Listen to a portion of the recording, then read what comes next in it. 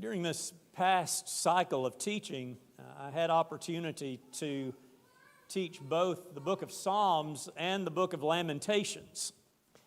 And both of those books, I suppose, in the typical church cycle of teaching Bible classes, having them, probably both of those books somewhat get shunned a bit. Psalms, not so much because we don't talk about it, but just the length of the book. You don't get through a whole lot of Psalms in just a few class periods. And often with the book of Lamentations, it's saddled with Jeremiah, and so it gets kind of the leftovers when you're done with Jeremiah. And both of those things are a shame because both books are just tremendous. Not to cast dispersion on churches in doing that. There's only a limited number of class periods you have, and you want to get through as much of the Bible as possible. But it may mean that we don't, in our own personal study, spend enough time with these books. This past time, I was particularly struck with the Psalms of Lament. I had studied them before, but it just seemed this last time through, they hit a little bit differently than normal. And then with the book of Lamentations, it really hit me a little bit differently, mainly because I've just never spent a lot of time with it. Have maybe taught it in the way described in the past, but yet just the remarkable nature of that book stood out. The beauty of it, the symmetry of it, just how elegantly it's written. But even much more than that was just how people in pain come to God. And as I thought through both of these, I began to realize that I suppose in my life there's been a real deficit of the lamenting that we find within the book of Psalms, the book of Lamentations. And it's not that these laments are to be somewhat of a ritual where you need to get so many in a year, but rather the idea of God is showing us how to express pain. That when we do come to these times in our lives where things aren't going well, whether that be self-inflicted, or whether that be that we're dealing with a situation that's beyond our control, but yet we're suffering from it, that God is giving us a picture of how we can approach that. And so this evening, I feel like is more of teaching than preaching. I feel like it's more of a class setting than a sermon, just in the nature of how I want to share these things with you. It's something that really I just want to explore with you tonight because I kind of feel like I'm approaching this from an angle that I've not before. And so I'd just like to share a few thoughts with you as we talk about this idea of lamenting. So we need to get a running start with it. And that's the reason for a lament. It's because we're in pain. It's because suffering is going on. And as we think about the reason we suffer, that has been a question that theologians have dealt with for many, many centuries.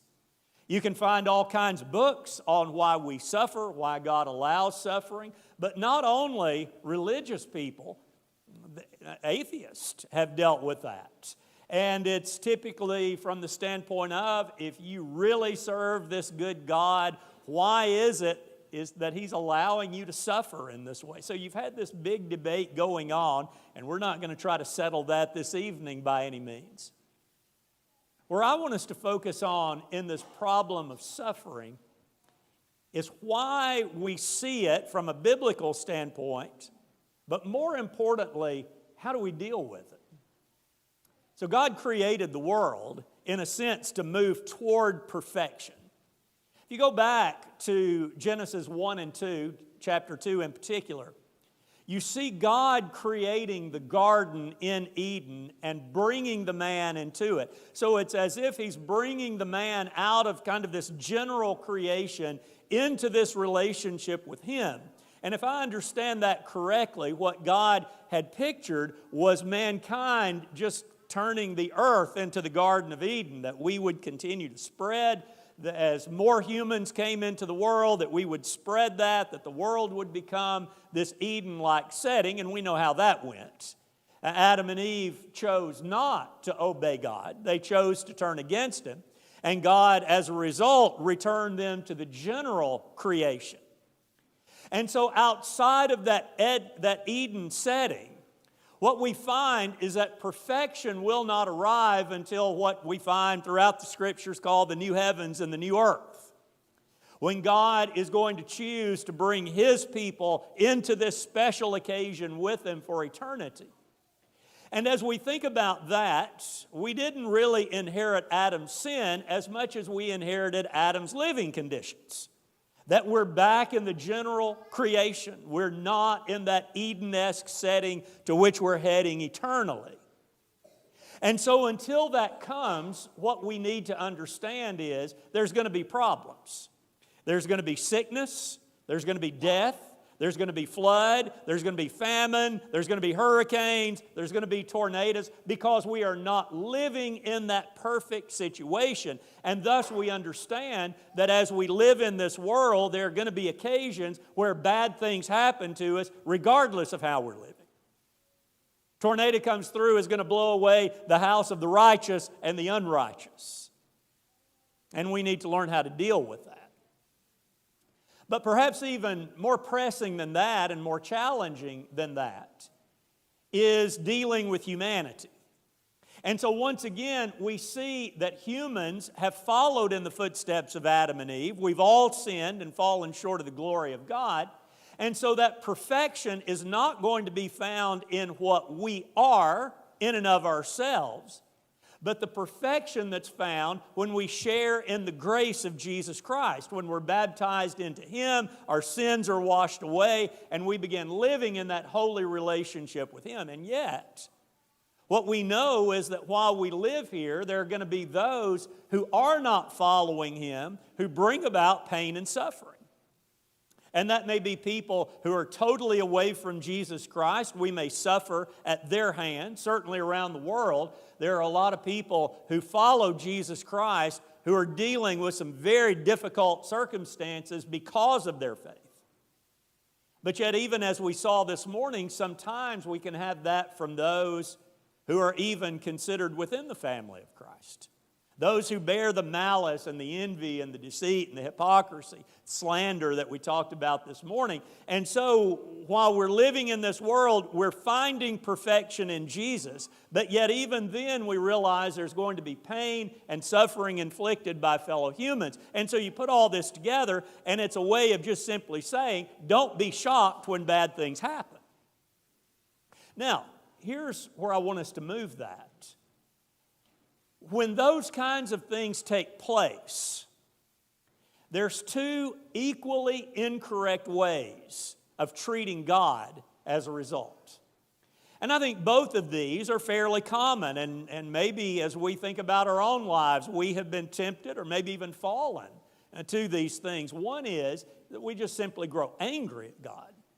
So anger, regardless of who's bearing it, is typically going to result when you don't get your own way. You can think about a child who maybe just throws a tantrum because mama says no. Right? Mama says no to a toy in Walmart and the child falls out on the floor, just throwing this little fit. Or maybe at home you see that. Or you can see that even as adults in the workplace. Somebody doesn't get their way, and so they just get angry and puffed up about that. Well, that happens, right? And sometimes that anger is going to express this distrust in someone. We feel like someone has done us wrong. Or maybe someone did the right thing to us, but we don't understand that. We still think they've done us wrong. And so we allow this anger to grow within us. Well, that can happen when it comes to God as well. And so these terrible things happen to us. Maybe it's a disaster, maybe it's an economic downturn, maybe it's our health, maybe it's our kids, maybe it's a brother in Christ, whoever, whatever. Something has caused our lives not to go the way we think our lives ought to be going. And so the way we deal with that is to say, if God is powerful enough to keep the world going, then surely He's powerful enough to stop this or correct the problem. And because He's not, I grow bitter and I grow angry with Him. So that's a real temptation. And you'll hear that sometimes expressed from people who've gone through some terrible tragedy. Coming out the other side of it, they'll say, I just don't understand why God didn't help me through that. And they'll just grow bitter with it. So while that is a danger, we have to understand that that is not the right way of handling it. I think about what Paul said to the Romans when he said, "But who are you, O man, to answer back to God? Will the molded say to its molder, 'Why have you made me like this?'" And so I don't think there's an appropriate time that we can grow bitter and can grow angry with God. The real danger in that is if we allow those kinds of ideas to really fester up within us, it's going to start making us believe that maybe He's not as all-knowing as we once thought. Or we could change that word, all-loving, all-caring, whatever. And so the danger is when we grow angry with Him, we're going to begin saying and thinking things about Him that just are not right. So that's danger number one. Danger number two is just to give Him the silent treatment. That if God is going to treat me like this, well, there's three ways I think we can give that silent treatment. One ties with the last point. We just get angry with Him. And so it's kind of this immature reaction that we maybe occasionally have with each other where it's like, well, I'll just show you my displeasure. You won't hear another word out of me. And you just pretend like a person doesn't exist, and you do that with God. You just tune Him out. So that can happen. I think as well we find maybe also as a problem is that we have this martyr complex. And so we say, well, if God's going to treat me like this, I'll just suffer in silence. If God's going to who am I to say anything to God about this? He knows what's going on. We just kind of take this arrogant attitude of we're being just quiet and we're this unwilling martyr, but yet we'll just take it if that's what God says. And then maybe one that's a little more common than that. And it grows from a good place. But it's the idea of if God has allowed this to happen and I say anything about it, somebody may think I'm casting doubt on God. And so I'm just not going to talk about my pain. I'm just not going to talk about my suffering. I'm not going to talk about the difficult things because someone may think that I don't have a good faith in God. Well, that's noble, but it's misguided. Because that's certainly not how God shows us how to deal with these things. So here we are. God has said, you're going to have troubles. Just understand that. We've seen that it's inappropriate to grow angry and bitter with Him. We see that it's inappropriate just to give Him the silent treatment. So what then should we do? Well, this is where our laments come in. And so God has given us several places within the Bible, but the two we're kind of focusing on this evening, the book of Psalms and the book of Lamentations, and He's saying, let me show you how others have dealt with this. And so the language may be very shocking to us as we read what these different writers are recording for us, but yet here's God who has said, I am recording this so that each generation can see here's a way to deal with the difficult problems in life. So when we talk about lamenting, what exactly is the purpose that we're talking about within it? Well, a lament is going to help us turn to God when the strong temptation is to turn away from Him. So God's saying here is the way that you come to me when it feels like I don't really want to go to God. And so we've got these writers who are showing us that it's inappropriate to go around complaining about God. But what a lament actually does is takes the complaint to God.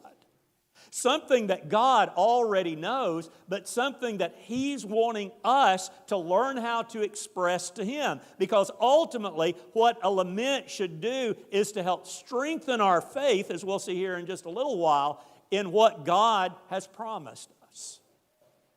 So here we are at a time when we don't feel like praying, but God says you need to. A time when we don't feel like trusting, but here's a way that we can grow in that trust.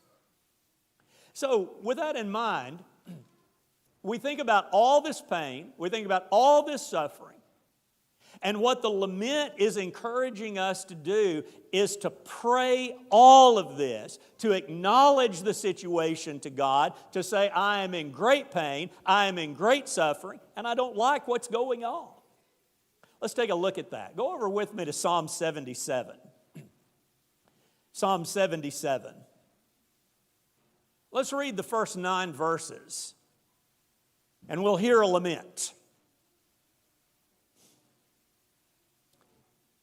Beginning in verse 1, our psalmist Asaph writes, I cry aloud to God, and He will hear me. In the day of my trouble, I seek the Lord. In the night, my hand is stretched out without wearying. My soul refuses to be comforted. When I remember God, I moan. When I meditate, my spirit faints. You hold my eyelids open. I am so troubled that I cannot speak. I consider the days of old, the years long ago. I said, let me remember my song in the night. Let me meditate in my heart when my spirit made a diligent search. Will the Lord spurn me forever and never again be favorable? Has His steadfast love forever ceased? Are His promises at an end for all times? Has God forgotten to be gracious? Has He in anger shut up His compassion? Can you imagine praying that? I look at that and I think, that just sounds like something that I would feel like I'm going out on very thin ice, but yet here it is, where God is saying, I want you to read what somebody said. And so as Asaph prays this prayer, what we're finding is he's saying, both the love of God and my trust in God, I'm struggling with it right now. Can I trust that He loves me? Can I trust that He's merciful? I remember these days of old when things were going well, but that's not what's happening right now. And so that's what a lament sounds like. You can tell that here is someone who is in the depths of pain. We don't know why. But in the depths of pain and suffering, and he feels like God is not there for him, but yet, even though he doesn't feel like praying, he's praying to God. Now, as we take that a bit of a step further, let's talk about how we lament. As I was studying for this, I came across some writings of a man by the name of Mark Vrogrop. I don't know much about him, but I could tell he had spent a lot of time talking about mourning and lamenting, studying that out. And so what I'm about to show you is what he said, and I think it's really good. He says, here's what you do when you lament. The first thing you do is you turn to God, even when He seems so far away. You ever felt like that before? That God is just so distant from you? You think about someone like Job, who certainly expressed that. And maybe there's been times in your life where it just seems like God is not anywhere close. What do you do in those situations? Verse 10 of Psalm 77 has quite a variation in translations. And so what's up on the screen here is from the English Standard. You go to other translations and it's a very different read. Because here's kind of the hinge of the prayer. He says in verse 10, "Then I said, I will appeal to this." A lot of translations there will say, "In grief I said," or something like that. So you've got one school of thought that says it's appeal. You've got another school of thought that says it's grief. I'm going to come to the fork in the road and take it here.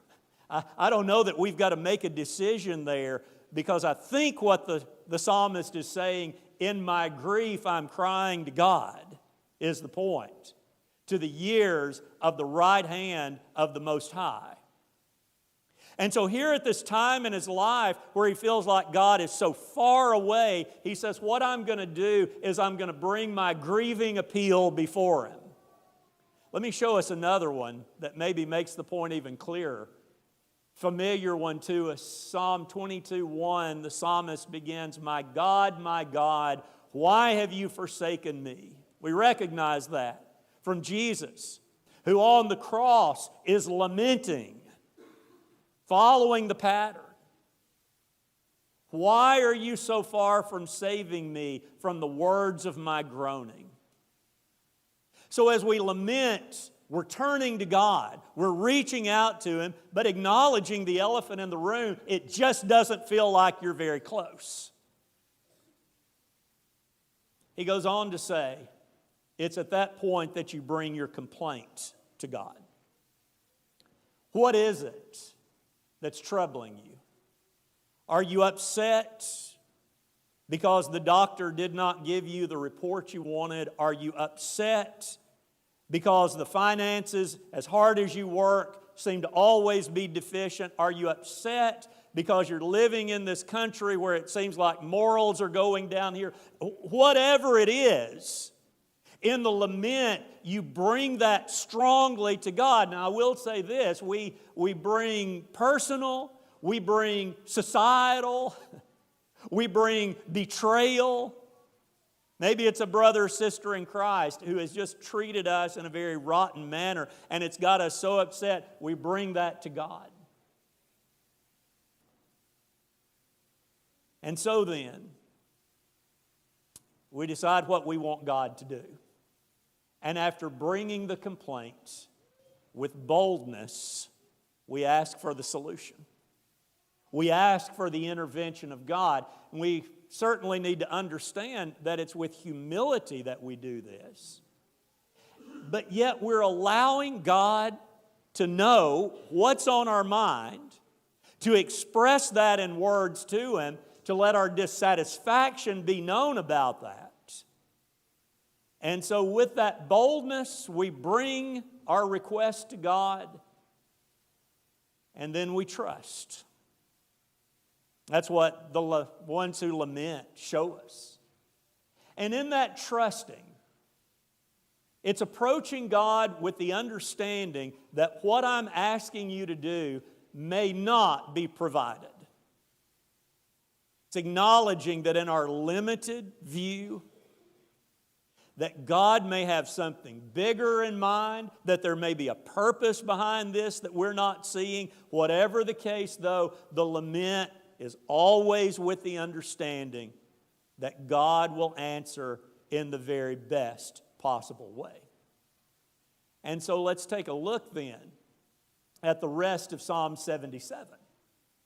In the rest of Psalm 77, we're going to hear this idea expressed that God does hear me. It may seem like He's far away, but He does hear, and while it appears He doesn't care, He does care. So we had that hinge in verse 10. Now look at verse 11. I will remember the deeds of the Lord. Yes, I will remember your wonders of old. I will ponder all your work and meditate on your mighty deeds. Your way, O God, is holy. What God is great like our God? You are the God who works wonders. You have made known your might among the peoples. You with your arm redeemed your people, the children of Jacob and Joseph. When the waters saw you, O God, when the waters saw you, they were afraid. Indeed, the deep tremble. Let me pause there for a minute. Many times in the Old Testament, the waters are representing evil or representing chaos. And so the writer here is stopping and he's saying, when the waters saw you, they knew where to stop. Verse 17, the clouds poured out water, the skies gave forth thunder, your arrows flashed on every side. The crash of your thunder was in the whirlwind, your lightnings lighted up the world, the earth trembled and shook. Your way was through the sea, your path through the great waters. Yet your footprints were unseen. You led your people like a flock by the hand of Moses and Aaron. Isn't that interesting? How he turns his thoughts and he says, though I'm having doubt, I remember who you are. And as often is the case, he recalls the Exodus, which is the major salvation event for the people of Israel. And with that, he begins to understand that God can end this problem, or God can give me the strength to endure. And so we bring that problem when we turn to God, and we bring our complaint, and we ask with boldness what we want of God, but always with the trust that the powerful God we're approaching knows best. Let me throw this in. When we learn to lament in this way, we are in very good company. The writer of Hebrews said this: in the days of his flesh, Jesus offered up prayers and supplications with loud cries and tears to him who was able to save him from death. And he was heard because of his reverence. When we look at the prayer of Jesus, we understand that that cup did not pass from him, that he did drink of that cup, and yet the writer of Hebrews says God heard him. The Father was with him in that. And so the lament that he begins kind of follows that pattern of Psalm 22, that by the end of it, there's the acknowledgement that God is with us and that God will protect. Now, before we close off, let's look at one other aspect of this that perhaps has been even less studied out in most churches than what we've been discussing. And that's learning to lament together. That as a group of God's people, we need to be able to do that in a community setting, and that's where Lamentations comes in. Because in Lamentations, you've got 5 poems, and every one of these poems is a collection of people who have suffered, and they're going to God because of it. Tragedy has struck them. The group has suffered together, and so the group is coming together in this lament to God. So let's take a minute and look over to Lamentations. We're not going to spend a great deal of time here, but I do want to hit just 2 or 3 ideas.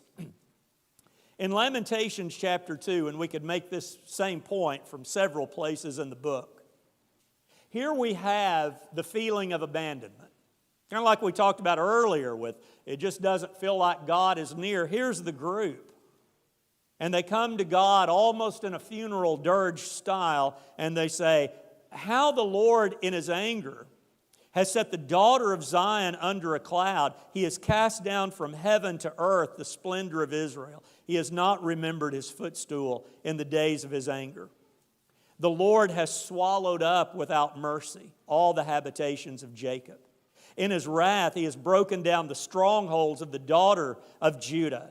He has brought down to the ground in dishonor the kingdom and its rulers. All right, so here's a people that are approaching God. And they're using strong language to say, it appears God has not only forgotten us, God's the one who swallowed us up. And so they bring this collectively to God. Yet one thing that you see progressing through the book of Lamentations is they realize why. They understand their fathers have sinned, but even more than that, they understand they've sinned. And so they come to God, and while there's a coarseness and the pain seeping through what they're saying, there's ultimately that recognition that they understand why this has happened. And they desire the mercy of God.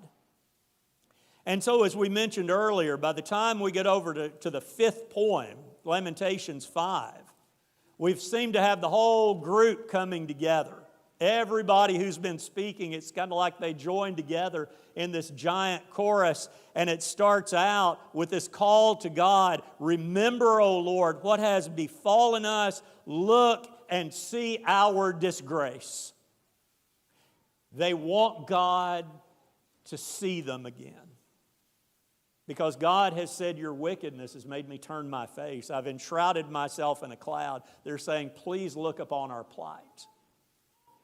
And if we drop back just a bit to chapter 3, what we find here is the realization that God is the only hope. This is probably the best known part of Lamentations here. And so as we look in verse 22, They state, "The steadfast love of the Lord never ceases. His mercies never come to an end.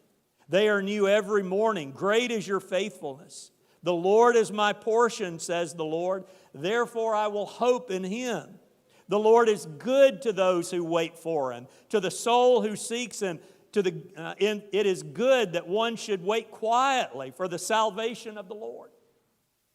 So while we find them crying out in agony and pain, they understand why this is upon them, and they say, "We know that our salvation is found in God."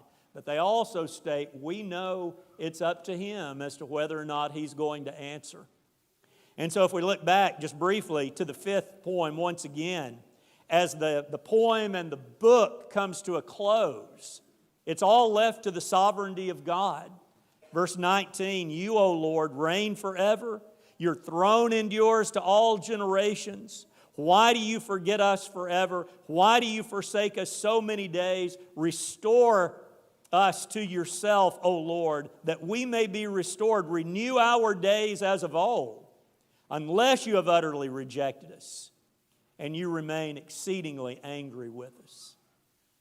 God is not obligated to forgive us. But yet what we find in God is a God who loves to forgive and who invites us back in. And so the people throw themselves on the mercy of God and they say, "We understand you and you alone will make this decision." So as we take all of that together, what we see in these communal lamentations is that it's lending support to those in grief, whether it's the entire group or whether it's the entire group lamenting with one or two that are going through troubles. It's showing support to them. And we think about the connection with the New Testament as the Apostle Paul wrote to the Corinthians, and he says, if one member suffers, all suffer together. How do we do with that? In our society, we don't have a real good mechanism for dealing with suffering and grief because we want to mask it over. And we want to say everybody's happy, everything's good, we need everybody to smile. And so that kind of creeps into this, and someone's going through a terrible time, and we say, well, you know, it could be a whole lot worse, right? That always helps us to comfort us, doesn't it? I believe the Apostle Paul would say, you want to learn how to suffer together, read Lamentations. And so then, I thought this was a particularly apt quote. Again, don't know much about the guy here, but he writes, "The sense of isolation that's caused by pain and grief can be exacerbated when entering a worship service which does not give space or voice for pain and grief. The practice of communal lament helps to build authentic community because those who are suffering realize they are not alone. Rather, they are in the company of a community which helps them give expression to their grief to those suffering. Expressing laments in community may give permission and language to say things that might otherwise be difficult. Lament, then, engenders healing and intimacy.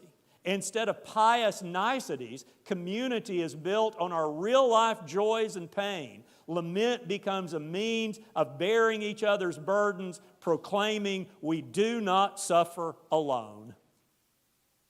I'm going to tell you what, if a church can get that down, that church is going to be a healthy place for its members.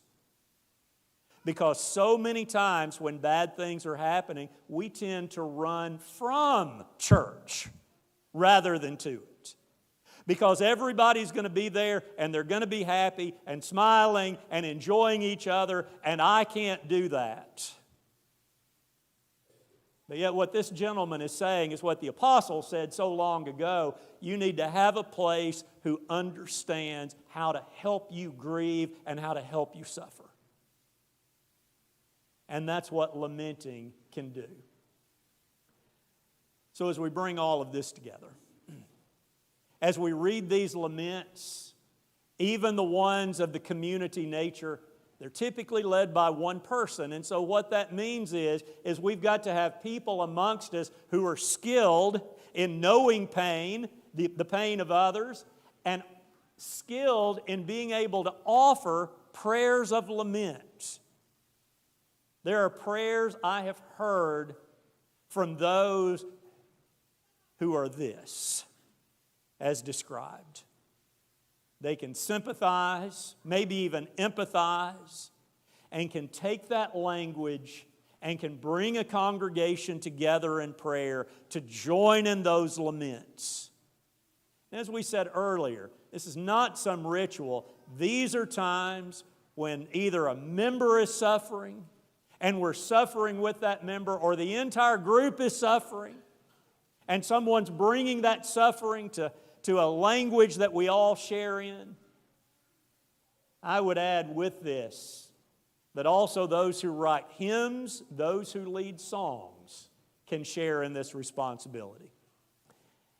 I don't know, it seems like most of our songs are more of the happy nature, and maybe that's good when we think about looking forward to eternity for sure. But yet we see the Bible filled with a significant number of laments, don't we?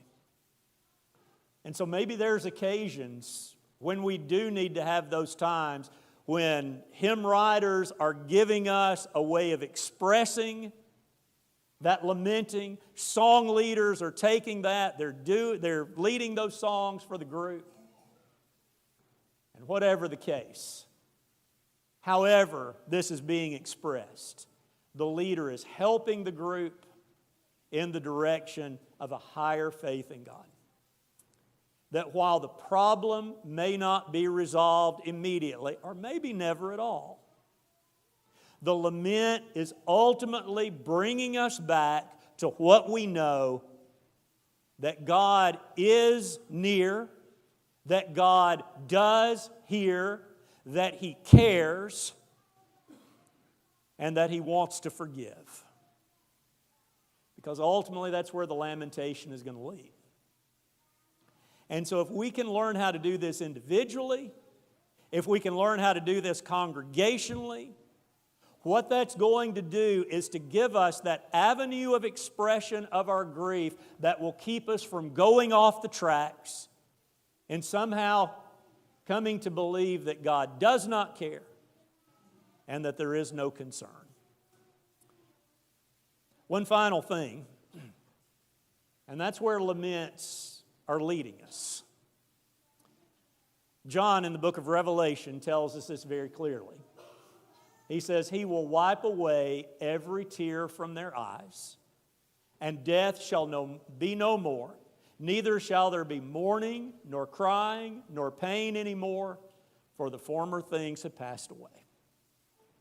All of the things that bring the laments here, God is saying, deal with them appropriately, but understand you are marching toward a time when all of those things are going to be totally removed from you. And that's what gives the smiles through the tears of understanding that as a redeemed people of God, God has promised that our future with Him is bright. And though there is time for grief here, there's also a time to look forward. And that's what's going to help us to keep going. I hope these thoughts have been helpful to you tonight as we've explored this topic. Thank you for your good attention. If you're not a Christian, I want you to think about what we've got here in Revelation 21:4.